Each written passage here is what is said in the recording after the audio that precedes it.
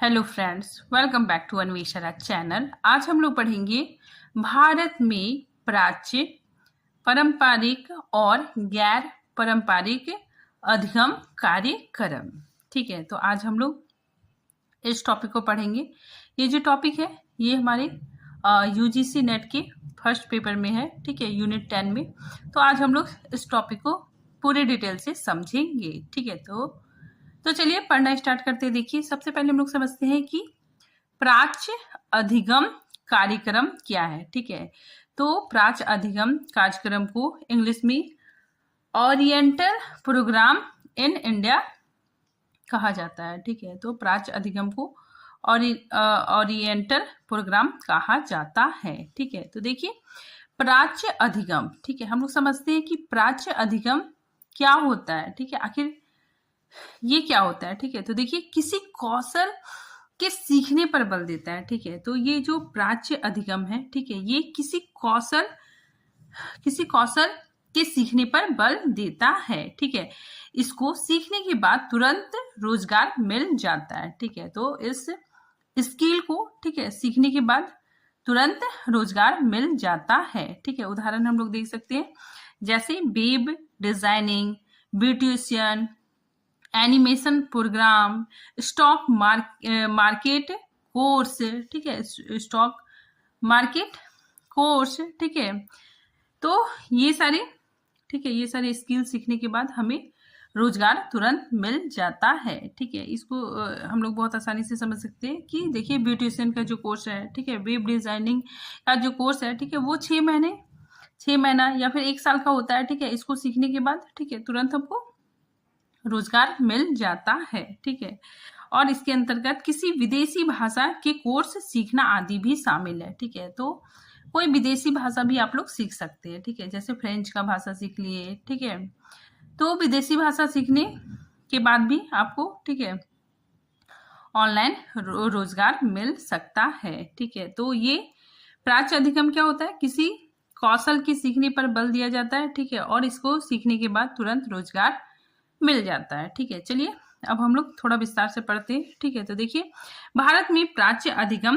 कार्यक्रम, ठीक है, प्राच्य अधिगम कार्यक्रम से आशय ऐसे कार्यक्रम से है जिसकी अवधि अल्पकालीन होती है। ठीक है, तो इसको सीखने में बहुत कम समय लगता है। ठीक है, इसको सीखने में अल्पकालीन मतलब बहुत कम समय लगता है। ठीक है, अर्थात 6 महीने, ठीक है, 6 माह से 1 वर्ष तक लगता है। ठीक है, तो इसको सीखने में 6 महीने, ठीक है, या फिर 1 साल लगता है। ठीक है, जो तथ्यों में कौशलता लाकर रोजगार प्रदान करता है। ठीक है, तो इसको सीखने के बाद, ठीक है, कौशलता आ जाता है। ठीक है, इंसान सीख जाता है। ठीक है, फिर उसे रोजगार प्रदान हो जाता है। ठीक है, आगे देखिए, इस कार्यक्रम में आधुनिक विदेशी तकनीक पर संचालित कोर्स शामिल होते हैं जो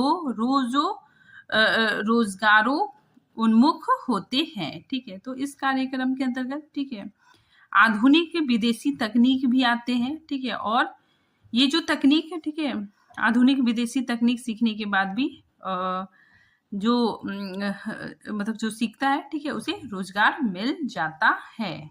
अब देखिए प्राच्य कार्यक्रम संबंधी विशेषताएं। ठीक है, तो देखिए इसकी क्या क्या विशेषताएं हैं। ठीक है, तो देखिए ज्ञान सुनकर ग्रहण किया जाता है। ठीक है, जो ज्ञान है इसमें सुनकर, ठीक है, ज्ञान सुनकर ग्रहण किया जाता है। ठीक है, नेक्स्ट देखिए कार्य और अनुभव के माध्यम से शिक्षार्थी सीखता है। ठीक है, कार्य, ठीक है, अनुभव के माध्यम से सीखता है। ठीक है, मतलब अगर हम उसको, ठीक है, वो मतलब देख के चीजों को सीखता है। ठीक है, अपने अनुभव के माध्यम से सीखता है। ठीक है, और इसके अंतर्गत हस्त कौशल, सिलाई, बुनाई, बर्तन बनाना, ठीक है, ईंट बनाना, वस्तु निर्माण आदि कौशल सीखे जाते थे। ठीक है, तो पहले, ठीक है, या अब भी हस्त कौशल, सिलाई, बुनाई, ठीक है, बर्तन बनाना, ठीक है, इत्यादि कौशल सीखे जाते हैं। ठीक है, और इसमें प्राच्य अधिगम में, ठीक है, जितना अनुभव होगा, ठीक है, उतना कौशल में निखार आएगा। ठीक है, फिर प्राच्य अधिगम कार्यक्रम की अवधि अल्पकालीन, ठीक है, मतलब इसको बहुत जल्दी सीखा जा सकता है, ठीक है, अल्पकालीन होता है, जैसे 6 माह से 1 साल तक, ठीक है। आगे देखिए, इसमें आधुनिक और तकनीकी पर अधिक कोर्सेज होता है, ठीक है। तो इसमें, ठीक है, अब आधुनिक में, ठीक है, क्या हो गया, तकनीकी, ठीक है, तकनीकी पर आधारित कोर्सेस होते हैं, ठीक है, जो रोजगार प्रदान करते हैं। इसमें आधुनिक और तकनीक पर आधारित कोर्सेस होते हैं जो रोजगार प्रदान करते हैं, ठीक है। आगे देखिए, जैसे, ठीक है, इसके अंतर्गत क्या क्या आता है, देखिए, डाटा एंट्री ऑपरेटर, ठीक है, web designing, beautician, animation program या कोर्सेज आदि आते हैं, ठीक है। आगे देखिए, इसमें विदेशी भाषा के कोर्स भी आते हैं, ठीक है, तो आप विदेशी भाषा भी सीख सकते हैं, ठीक है, इससे भी रोजगार मिलता है, ठीक है। आगे देखिए, इन्हें 12वीं या स्नातक के बाद भी अपनाया जा सकता है, ठीक है। तो ये, ठीक है, प्राच्य अधिगम, ठीक है, ये 12वीं या स्नातक के बाद भी अपनाया जा सकता है, ठीक है। बच्चे 12वीं पास करते हैं, ठीक है, उसके बाद फिर, ठीक है, ये कोर्सेज सीख के, ठीक है, अपना रोजगार, ठीक है, प्राप्त करते हैं, ठीक है। आगे देखिए, इसमें कार्यक्रम या कोर्सेज के बाद रोजगार की गारंटी होती है, ठीक है, मतलब इसमें कोर्सेज करने के बाद, ठीक है, तुरंत रोजगार प्राप्त हो जाता है, ठीक है, उसे मतलब वो कोर्स करने के बाद, ठीक है, 10,000 5,000, ठीक है, इस तरह, ठीक है, उसे मतलब पैसा मिलता है।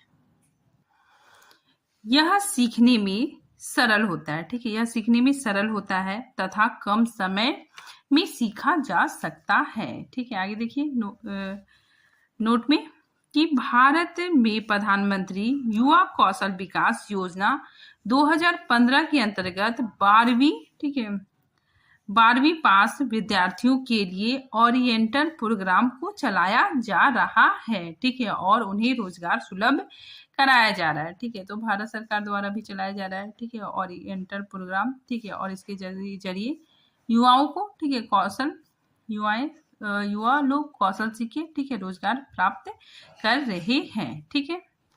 अब देखिए, पारंपरिक अधिगम कार्यक्रम, ठीक है, तो इसमें क्या होता है, पारंपरिक अधिगम में क्या होता है, ठीक है, जो हम लोग उस स्कूल कॉलेज में जो शिक्षा लेते हैं, ठीक है, वही पारंपरिक अधिगम होता है, ठीक है। तो देखिए, पारंपरिक अधिगम कार्यक्रम में कॉलेजों, ठीक है, महाविद्यालयों एवं विश्वविद्यालयों में संचालित शिक्षण कार्यक्रमों को देखा जा सकता है, ठीक है।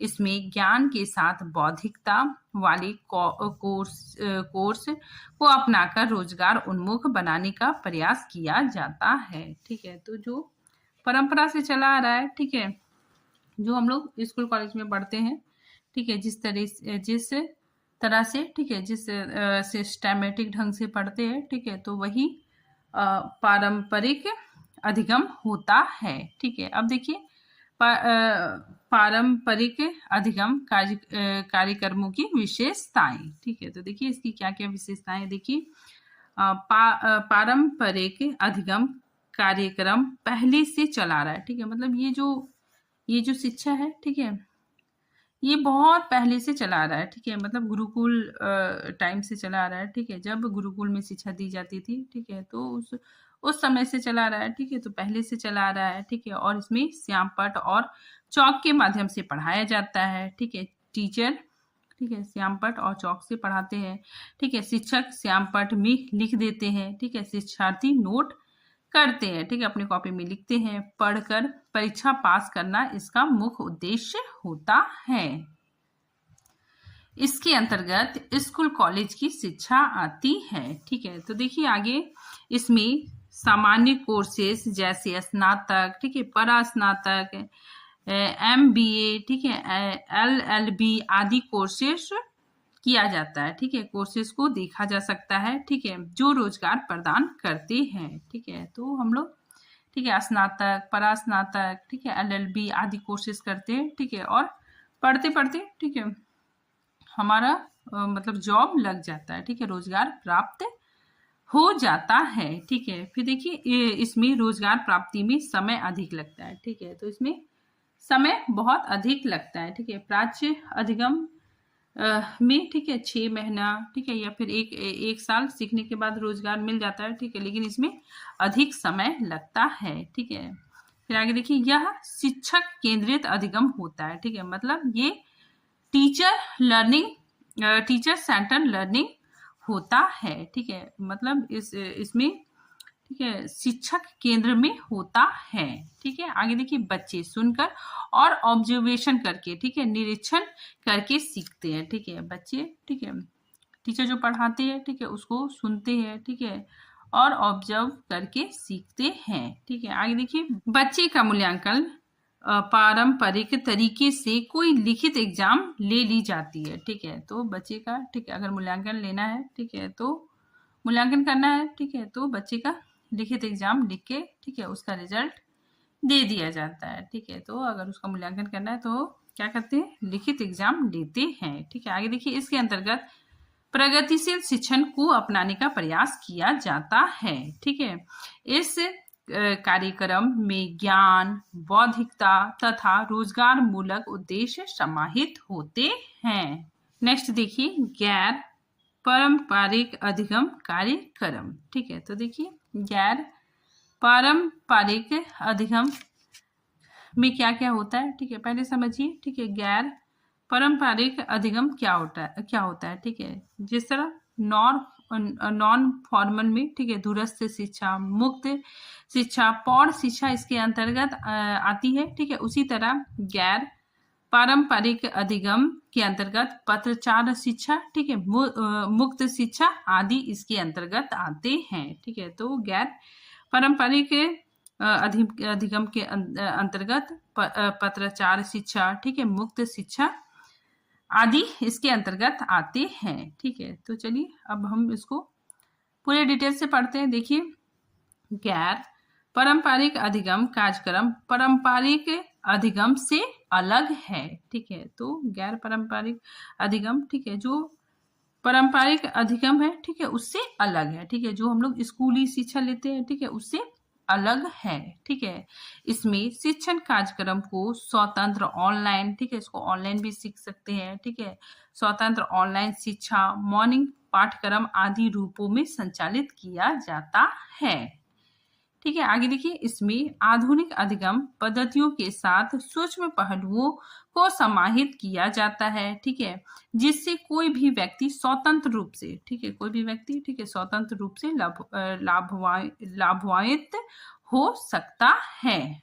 अब देखिए गैर पारंपरिक क्या होता है, ठीक है, देखिए गैर पारंपरिक का अर्थ है कि हम रोजगार के साथ साथ, ठीक है, मान लीजिए हम कोई जॉब कर रहे हैं, ठीक है, साथ ही, ठीक है, ऑनलाइन कोई कोर्स कर रहे हैं, ठीक है, जैसे कंप्यूटर का कोई कोर्स कर रहे हैं, ठीक है, तो हम नौकरी भी कर रहे हैं, ठीक है, और अलग से ऑनलाइन कंप्यूटर कोर्स भी कर रहे हैं, ठीक है। तो इस तरह का शिक्षा, ठीक है, जो हम कंप्यूटर कोर्स कर रहे हैं, ठीक है, डिप्लोमा का कोर्स कर रहे हैं, ठीक है, तो इस तरह का जो शिक्षा है, ठीक है, वो गैर पारंपरिक शिक्षा के अंतर्गत आ जाएगा, ठीक है। देखिए इसमें शिक्षण पद्धतियों को पत्राचार शिक्षा, ठीक है, और मुक्त शिक्षा आदि के रूप में देखा जा सकता है, ठीक है। तो गैर पारंपरिक अधिगम के अंतर्गत, ठीक है, पत्राचार शिक्षा, ठीक है, और मुक्त विद्यालय आदि इसके अंतर्गत आते हैं, ठीक है। अब देखिए पत्राचार शिक्षा, ठीक है, पत्राचार शिक्षा क्या होता है, देखिए दूरस्थ शिक्षा का छोटा भाग है, ठीक है, तो दूरस्थ शिक्षा का, ठीक है, छोटा भाग पत्राचार शिक्षा है, ठीक है। आगे देखिए डाक विभाग का प्रयोग किया जाता है, ठीक है, तो इसमें क्या होता है कि जो अध्ययन सामग्री है, ठीक है, वो डाक विभाग के द्वारा, ठीक है, मिलता है, ठीक है, जैसे आप इग्नू के द्वारा, ठीक है, कोई कोर्स करना चाहते हैं, ठीक है, तो आपको डाक विभाग के द्वारा, ठीक है, अध्ययन सामग्री भेजा जाएगा, ठीक है, तो इसीलिए कहा गया है कि डाक विभाग का प्रयोग किया जाता है, ठीक है। सन 1962 में दिल्ली विश्वविद्यालय में शुरू हुआ, ठीक है, तो पत्राचार शिक्षा, ठीक है, सन 62 में दिल्ली विश्वविद्यालय में शुरू हुआ। ठीक है, भारत में सबसे पहली दूरस्थ शिक्षा का प्रारंभ, ठीक है, प्रारंभ पत्राचार शिक्षा से किया गया। ठीक है, तो भारत में, ठीक है, सबसे पहले दूरस्थ शिक्षा का प्रारंभ पत्राचार शिक्षा से ही किया गया। ठीक है, आगे देखिए, सन 1980, ठीक है, national council of correspondence education शुरू हुआ। ठीक है, आगे देखिए, 1982 ईस्वी में आंध्र प्रदेश में मुक्त विश्वविद्यालय की स्थापना की गई। ठीक है, इंपॉर्टेंट है। फिर आगे देखिए, सन 1985 में इग्नू की स्थापना की गई। ठीक है, आगे देखिए, गैर पारंपरिक अधिगम कार्यक्रम में ऑनलाइन शिक्षा, ठीक है, ऑनलाइन शिक्षा, दूरस्थ शिक्षा, पत्राचार पाठ्यक्रम और व्यावसायिक शिक्षा जैसे विकल्प शामिल हैं। अब देखिए, गैर पारंपरिक अधिगम कार्यक्रम की विशेषताएं। ठीक है, तो क्या क्या विशेषताएं देखिए, इसमें अधिगम को सुलभ व सरल बनाने के साथ रुचिकर, ठीक है, रुचिकर बनाया जाता है। ठीक है, तो हम लोग, ठीक है, अगर ऑनलाइन कुछ चीज सीख रहे हैं, ठीक है, कोई कोर्स कर रहे हैं, ठीक है, कुछ सीख रहे हैं, तो हमें क्या होगा, बहुत ज्यादा, ठीक है, रुचिकर लगेगा। ठीक है, पढ़ाई बहुत ज्यादा इंटरेस्टिंग लगेगा। ठीक है, परंपरागत की जगह कुछ नया किया जाता है। ठीक है, तो इसमें परंपरागत की जगह कुछ नया किया जाता है। ठीक है, इसमें शिक्षण कार्यक्रम ऑनलाइन शिक्षा, ठीक है, ऑनलाइन शिक्षा पाठ्यक्रम आदि रूपों में संचालित किया जाता है। ठीक है, तो इसमें क्या होता है, ऑनलाइन शिक्षा होता है। ठीक है, आगे देखिए, इसमें शिक्षण प्रक्रिया को पत्राचार शिक्षा, मुक्त शिक्षा आदि के रूप में देखा जा सकता है। इसमें ऑनलाइन मोड के माध्यम से रोजगार परक शिक्षा दी जाती है। ठीक है, तो इसमें यही बताया जा रहा है कि आप मान लीजिए एक साथ, ठीक है, एक साथ 2 डिग्री ले सकते हैं। ठीक है, एक मान लीजिए ऑनलाइन कुछ पढ़ रहे हैं, ऑफलाइन पढ़ रहे हैं, ठीक है, और एक ऑनलाइन कोई भी कोर्स कर रहे हैं। ठीक है, तो ये सारी चीज गैर पारंपरिक अधिगम के अंतर्गत आ जाएगा। ठीक है, क्योंकि आजकल मतलब ऐसा हो गया है कि बहुत सारे कोर्स, ठीक है, आप घर बैठे ही सीख सकते हैं। ठीक है, घर बैठे ही बहुत सारी चीज, ठीक है, ऑनलाइन के माध्यम से सीख सकते हैं।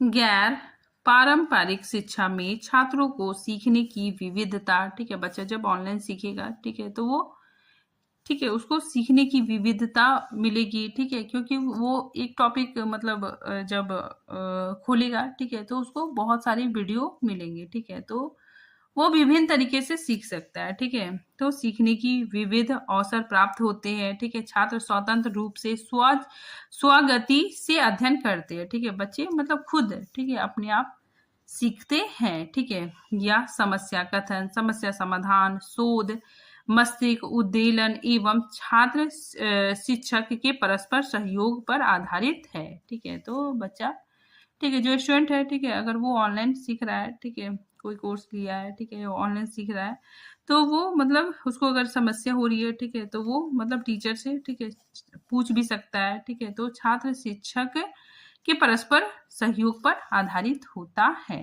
ठीक है, आगे देखिए, यह आत्मनियंत्रित है। ठीक है, क्योंकि इसमें आत्म मूल्यांकन को महत्व दिया जाता है। ठीक है, तो छात्र, ठीक है, खुद अपना मूल्यांकन करता है। ठीक है, तो यह आत्म नियंत्रित है।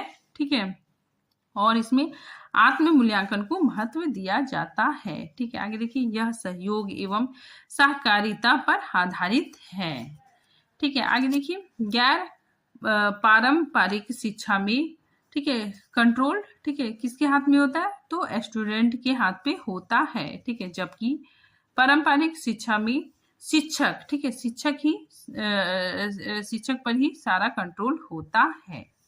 ठीक है, अब यहाँ पे देखिए, शॉर्ट में मैंने लिख दिया है। ठीक है, जो औपचारिक फॉर्मेट है, ठीक है, वो पारंपरिक शिक्षा से संबंधित होगा। ठीक है, और जो दूरस्थ शिक्षा है, ठीक है, वो गैर पारंपरिक शिक्षा से संबंधित है। ठीक है, और इसके अंतर्गत ऑनलाइन शिक्षा भी आ जाएगा। ठीक है, तो इसी के साथ ये टॉपिक यहीं पे खत्म होता है। मिलते हैं नेक्स्ट टॉपिक के साथ, तब तक के लिए थैंक यू।